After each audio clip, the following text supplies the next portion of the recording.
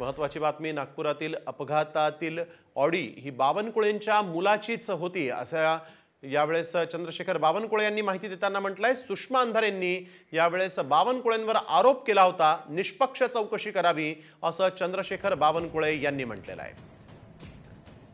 नागपूर अपघातातील ऑडी ही बावनकुळेंच्याच मुलाची होती असा आरोप सुषमा अंधारेंनी केला आणि यानंतर चंद्रशेखर बावनकुळे यांनी देखील ही ऑडी माझ्या मुलाची होती असं म्हटलेलं आहे। निष्पक्ष चौकशी करा असं देखील चंद्रशेखर बावनकुळे यांनी म्हटलेलं आहे।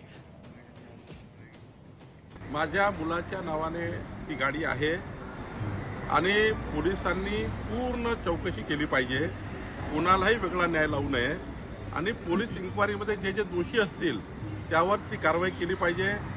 मी कुठल्याही पोलीस यंत्रणेची आता बोललो नाही, त्यांना जे आढळेल सीसीटीव्हीमध्ये किंवा जे काही त्याच्यामध्ये गुन्हा दाखल होईल तो सर्वांसाठी न्यायासारखा असला पाहिजे।